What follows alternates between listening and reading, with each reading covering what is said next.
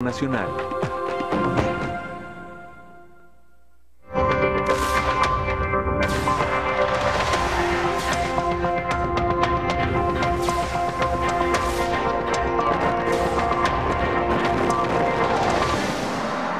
Estamos de vuelta en Brújula Internacional y en esta oportunidad nos acompaña Rajid Morillo, internacionalista. Bienvenido, Rajid, a Brújula Internacional. Gracias. Y nosotros seguimos revisando, a propósito del tema Guyana-Venezuela sobre el Esequibo, información que se genera en nuestro sitio en internet www.globovision.com.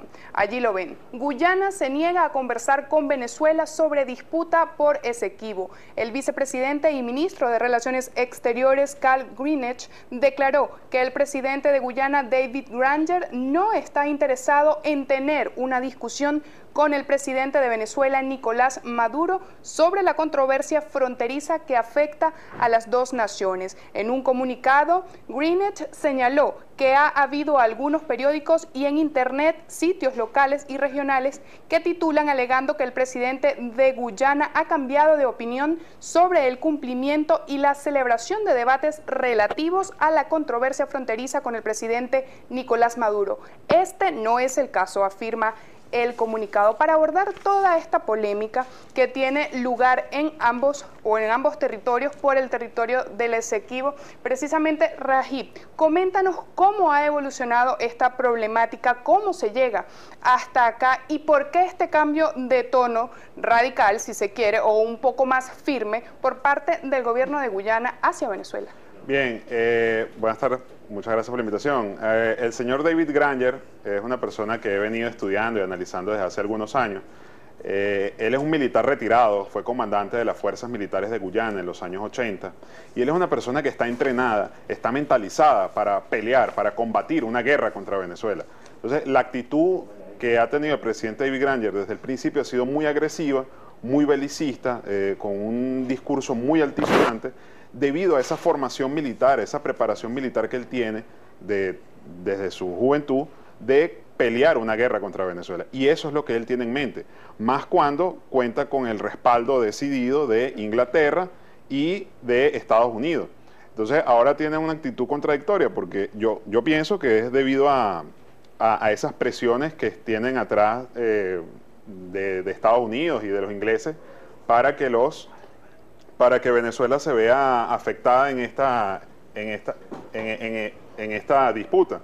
Entonces, ¿qué sucede? David Granger es una persona que está siendo apoyada por estos factores internacionales muy poderosos, como la ExxonMobil, los ingleses y otros más, para buscar una confrontación con Venezuela basada en su mentalidad y en su formación militar. Ahora que mencionas precisamente a la ExxonMobil, ¿cómo ves tú el apoyo de países caribeños hacia Guyana?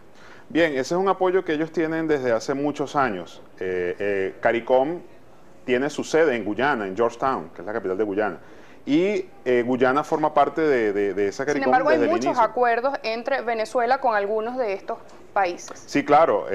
La mayoría de los países caribeños forman parte también de Petrocaribe, que se están beneficiando del petróleo venezolano a muy bajos costos.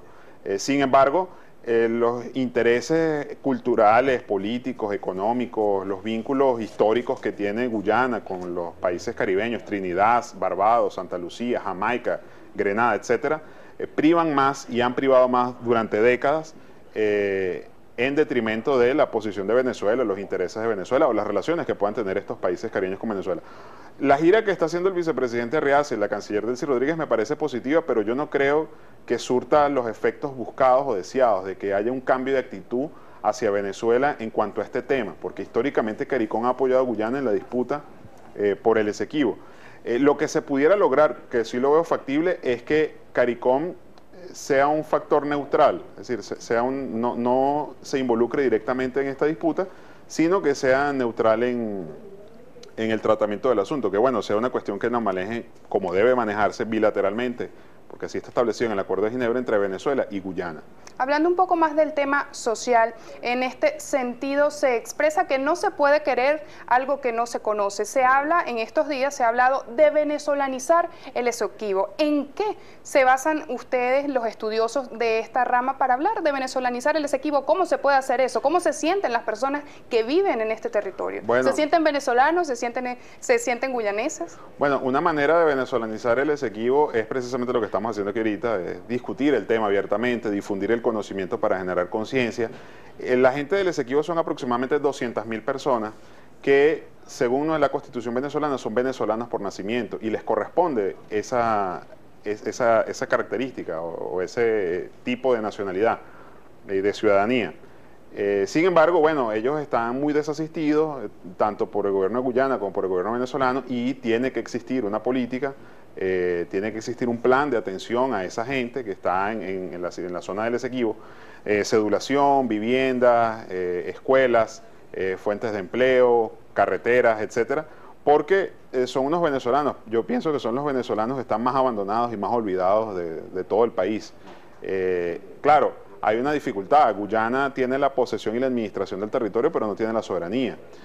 Sin embargo, eso es algo que tiene que unilateralmente hacerlo el Estado venezolano. Para eso no tiene que pedirle permiso a nadie. Tiene que hacerlo, y ya porque es su deber, está en la Constitución y es su deber hacerlo. Y por otro lado, bueno, tienen que el tema del Esequibo ventilarse abiertamente en todas las instancias, en todos los niveles de Venezuela. Esto no es un problema de militares o civiles, de gobierno o oposición. Este es un problema de 30 millones de personas, 30 millones de venezolanos, que tienen que estar claros qué es lo que está sucediendo en el Esequibo. Que tanto el presidente de la República como un campesino, como un profesor universitario estén claros y sepan a profundidad y a cabalidad del tema. Por último, y ya para cerrar, ¿cuál es el camino que debe seguir Venezuela en este transitar para lograr la disputa o para lograr beneficios en cuanto al tema del Esequibo? Precisamente porque se habla de los buenos oficios, de la figura de los buenos oficios y también de la negociación directa. ¿Cuál de estas dos posibilidades sería la más satisfactoria para Venezuela? Bien, considero que el proceso de reclamación del territorio debe continuar, pero simultáneamente tiene que empezar la recuperación del territorio. La recuperación del territorio pasa por lo social y pasa por lo económico. Venezuela tiene que insistir en Naciones Unidas que se nombre un buen oficiante, o bueno, pudiera pasarse a otro mecanismo como la mediación, pero bajo ningún concepto podemos ir a la Corte Internacional de Justicia.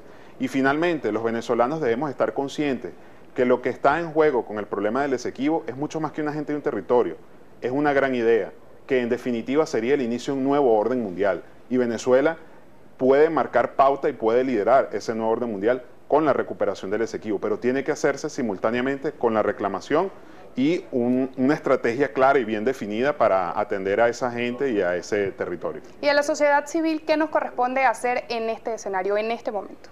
Bueno, tenemos que primero nutrirnos del tema, informarnos, que cada uno en lo suyo defienda lo nuestro, que es Venezuela, y desde sus distintos ámbitos, los medios de comunicación, las universidades, difundir el conocimiento, pueden ejercer una acción, organizar una conferencia, apoyar a un viaje,